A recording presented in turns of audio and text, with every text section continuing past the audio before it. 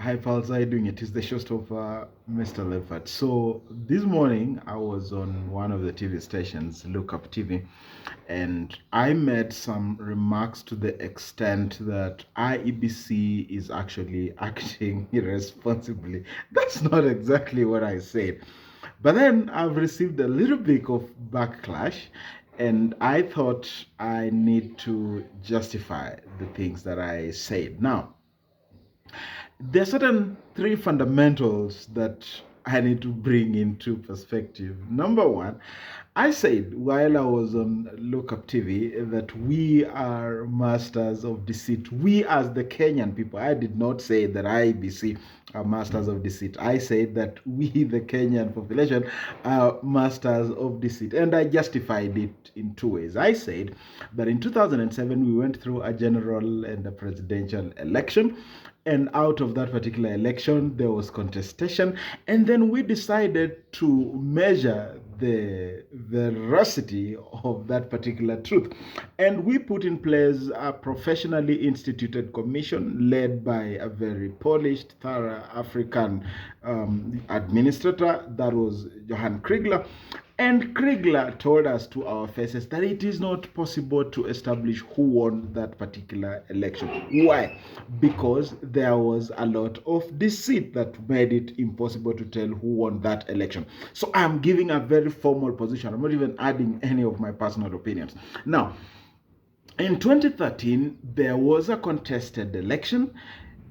It went to the Supreme Court, and the argument there is neither here nor there, but the persons who were actually disputing the election, which was CORD said that they had valid grounded evidence, but then the Supreme Court told them that it could not be filed because it was time barred. So I will not dwell so much on that. But then I'll cascade much faster and bring it to 2017, where the Maraga Supreme Court of the Republic of Kenya told us that there were systemic and systematic failures in the electoral process, and there were lots of forgeries to such an extent that that particular election was vacated.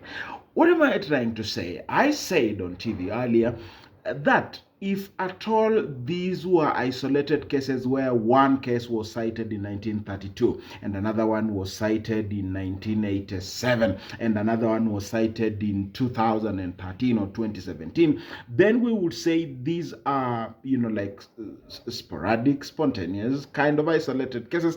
But these are three elections which end up being in dispute, and while they are being disputed, 2 out of 3 are verified by instruments and institutions of high repute that they were forgeries. What am I trying to say? And I want to be understood for that. I did not say that IEBC are masters of deceit. I say that the Kenyan people and the Kenyan population is a congregation of masters of deceit. And this deceit is both way. I know that the guys who support Raila Odinga would want to easily join onto that bandwagon because they're the one who were bangled out of the election. But we should be able to agree that, these forgeries were happening all over the place. In fact, I think it was Paul Muite who was arguing for Jubilee, and he actually cited documents that were showing a polling station that does not exist. It's not one of the polling stations, yet there were results that were printed from that particular polling station. So enough said about that. But why do I fault IEBC? I'm faulting IEBC on two fronts. One is that the commissioners put together, I'm not saying they are ignorant, but I am saying that they are projecting a certified ignorant mentality over time, and I'll be speaking to that. But secondly, they are doing a PR exercise at the expense of the taxpayers' money, wasting valuable time that should have been taken into ensuring that we have a credible election. Remember, credibility is both being done in exercise and the perception that it is being done right. So IEBC is supposed to be concentrating on making sure that the systems are in place, that the logistics are in place to give us a credible election. But instead of doing that, they are dealing with the X issues. They are dealing with issues of their excess, which is trying to prosecute Sabina Chege and trying to prosecute Moses Kuria. And that is what I say, that IEBC is just being outright stupid. Those are the exact words that I said, and I think I will say that given a different chance and a different platform altogether. Not that I really want to keep saying that, but my point is home, that IEBC is trying to tell us that Sabina Chege and Moses Kuria are discrediting IEBC. But what IEBC is trying to run away from are two things that I said. I said that, number one, the institutions of government in the election of 2017, which is the Supreme Court, told us that it was a forgery of an election. And then they went ahead to challenge the same commissioners to prove that it was not a forgery. They were told to open the servers, and they are in contempt of court to the extent that they did not obey the court orders to open up the server for verification, because that is the only way they will then have rescinded the claim that it was a forgery of an election. And I still maintain my position that as of this minute and as of this moment, individual commissioners that were on site, that were on duty, were and still are in contravention of the law and are in contempt of court. And I want to imagine that somebody should bring them to book specifically on that particular account. But also currently, I want to believe that they are doing a stupid job, because they are asking Sabina Chege and they are asking Moses Kuria, trying to want to charge them. Now, let's just be honest. Come on, you guys, my IEBC commissioners, please stop being stupid. These fellows did not make a claim that IEBC stole election for Jubilee. They made a claim that they stole for Jubilee. So why do you want to punish them for confessions of their own acts within their own space? And that will bring me to the second point. But I am saying exactly that they never mentioned IEBC. They never mentioned that IEBC officials did A, B, C, D.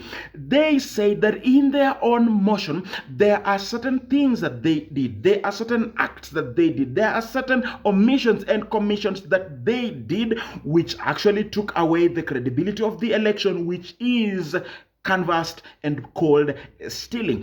They are admitting that they did it. So number one, why are you punishing them for a process that was vacated by the court? That process does not exist. You cannot take them to court to claim that they did A, B, C, D, or they made such a claim, yet the particular election they're talking about was vacated. Secondly, I think IEBC is out of jurisdiction. It is out of jurisdiction to the extent that we do not have an ongoing election. The election moment has not been declared, where IEBC is now being a primary supervisor of the conducting of elections. And so the best they can do is to learn from these fellows. It should be calling Sabina and calling Moses Kuria over a cup of tea and asking them, guys, tuambie tu kweli, Sabina ulisema ulifanya hivi, tuambie how exactly, so that they learn from it. But the major point that I am making, because if the commissioners do not take into account what I am saying, they will continue to provide us with a fraudulent election time in and time again. And how I wish I was given an opportunity to be an advisor to the commission. And these are the truth I want to say. And I want any Kenyan to tell me that I am being fictitious or malicious altogether. Having said that, we are a generally malicious group of people as an electors or as a set of voters. We are masters of deceit. I want us to agree that every political player that comes into the game comes with the intention to outmaneuver the other person, including using malpractices, at least most of them. And that is what IEBC is supposed to be trying to do. IEBC is supposed to be putting safeguards in place so that the officials of IEBC, whether it's the presiding officers or clerks or whatever, the processes and the systems put in place, both hardware and software, should be such that they are able to beat the generally deceitful nation, the generally deceitful population. IEBC has got, at the level of anthropology, they have gotten it all wrong. Every time they are told about the credibility of an election, they always run to one possibility, which is what has been claimed to be state capture. State capture is a situation whereby the systems put in place are put in place to favor an individual, and that in itself is actually rigging the process of an election and not the election event. And if we go back to 2017, when you hear William Samoei Arap Ruto say that the election will be rigged, I want you to believe him. I want you to believe him because he was part of the system that instituted legal mechanisms and systemic mechanisms that were supposed to advantage his government at the time. And so when he says that this election will be rigged, it is absolutely true. Why? Because he set that motion into the conveyor belt, because he set that legal regime into the place. Who actually put in place the reduction of the quorum of IEBC? Who actually reduced in terms of how the statutory decisions of IEBC should be made, how the decisions, he went all the way up to the boardroom, brought into parliament, changing of the electoral laws right in the middle of a repeat election. It is William Samoei Arap Ruto who has taken ownership of everything that he has done. It is him who says it was in my house in Karen, it was on my table in Karen. He said that before the private sector lands and said it was in my house that all this was generated. He was trying to present himself that he has been the fulcrum around which Jubilee has operated. It is the fulcrum that he has been the fulcrum around which major decisions of Jubilee government have been made. It is Kipchumba Murkomen who said the security laws done and dusted. It is William Samoei Arap Ruto who actually took the first seat before the head of state to institute the laws of the land which are punitive, to institute the reforms at the electoral body which were punitive in the middle of an election. So when he says that this election is going to be rigged, please believe him. Please trust him. Why? Because he instituted that system that is a rig, that is a forgery, and that is a deceit in the first place. But I want IEBC to understand that when Kenyans talk about a credible election, they are not saying to the commissioners, they are not saying that the commissioners are deceitful. They are not even talking about state capture. They are saying that the Kenyan people as a population are masters of deceit themselves.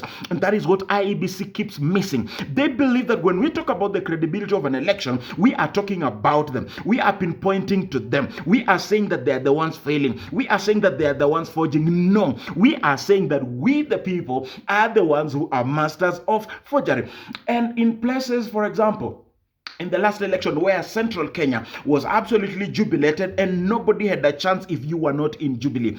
At that particular time, whatever those guys decide to do, it would happen. We saw Alice Wahome. We saw the Wamushombas. We saw them fighting and wrestling presiding officers. We saw polling clerks being slapped literally in a polling station while conducting elections, and even the police did nothing about it. It is because there was an agreement between that particular population. I am happy that right now, for example, in Mount Kenya, where the votes have been coming in huge millions, I'll not be surprised if those millions are reduced to half. Why? Because both UDA will be protecting their votes and Raila and Baba Brigade will be protecting their votes in the same place.